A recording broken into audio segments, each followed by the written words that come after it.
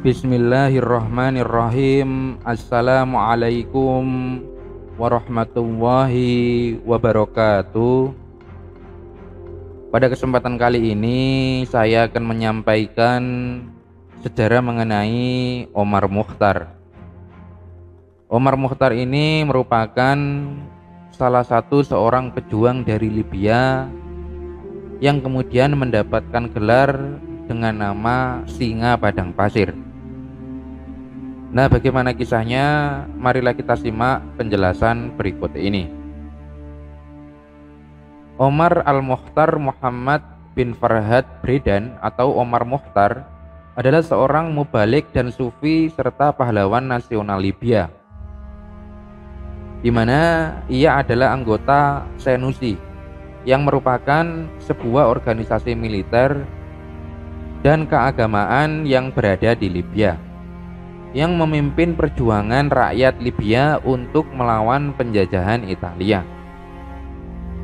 Omar ini mendapatkan julukan sebagai Singa Padang Pasir, yang diambil dari julukan sahabat Nabi sekaligus Khulafaur Rasyidin, yaitu Umar bin Khattab. Nah, julukan ini diberikan kepadanya karena sifatnya yang pemberani, tegas, dan disiplin.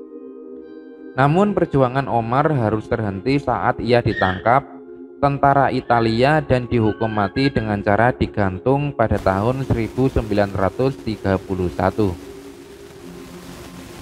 Nah, adapun mengenai kehidupan awalnya, Omar Mukhtar lahir di desa Zawiyat Janzur, yaitu dekat kota Tobruk yang berada di Libya. Beliau lahir antara tahun 1856 hingga tahun 1862. Adapun mengenai tanggal lahirnya memang tidak diketahui secara pasti.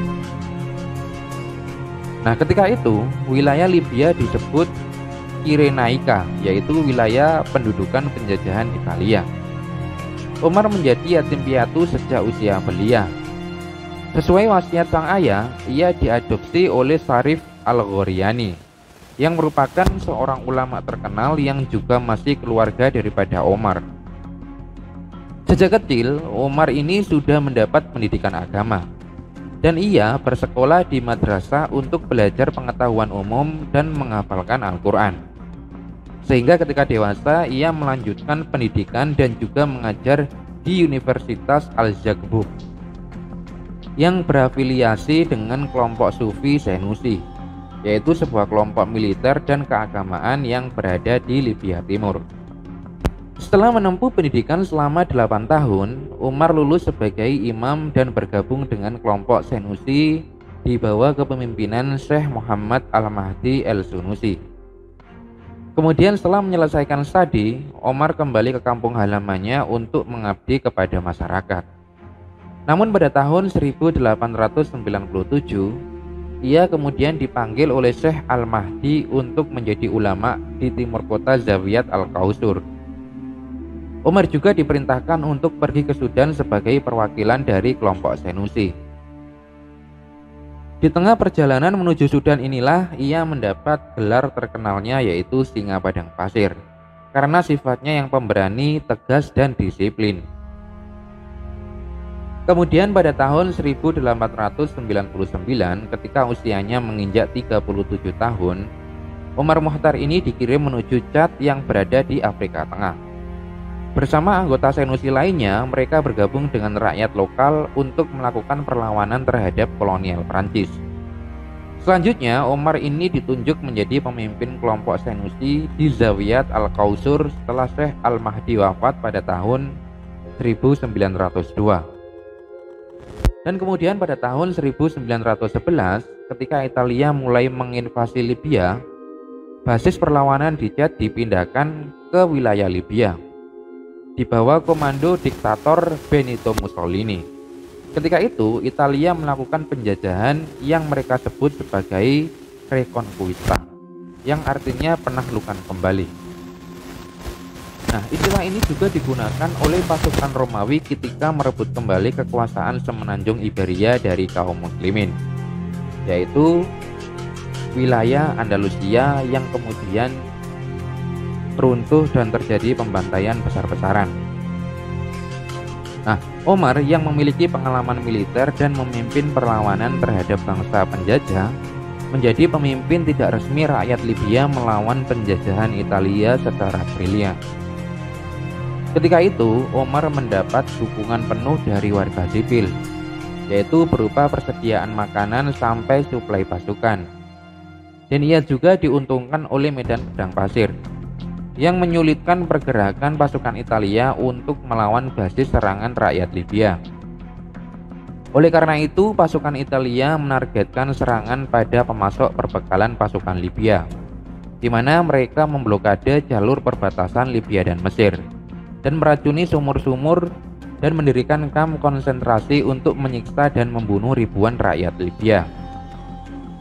Nah, pasukan Italia juga melakukan eksekusi massal untuk menurunkan semangat juang para mujahidin yang berada di Libya. Perjuangan Omar dan rakyat Libya berlangsung hingga lebih dari 1 dekade. Meski semakin lama perlawanan terhadap Italia ini semakin menurun. Nah, perjuangan Omar Mukhtar terhenti saat pasukan Italia menangkapnya pada tahun 1931, tepatnya pada tanggal 11 September.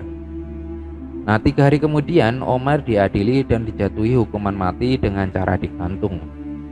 Ketika mendengar keputusan itu, Omar bereaksi dengan membaca potongan ayat Al-Quran yang berarti, "Sesungguhnya kami ini adalah milik Allah, dan kepadanyalah kami akan kembali." Nah, pada tanggal 16 September 1931, Omar ini digantung di hadapan pengikutnya, yaitu berada di kamp konsentrasi Suluk, yaitu daerah selatan Benghazi yang berada di Libya. Kematiannya ini menjadi akhir dari perjuangan rakyat Libya melawan penjajahan Italia. Perjuangan memberikan banyak warisan bagi rakyat Libya. Pemimpin Libya Muammar Gaddafi berani melawan NATO dengan semangat juang Omar Mukhtar dan pengikutnya. Foto Omar Mukhtar juga diabadikan dalam uang 10 dinar Libya sampai saat ini.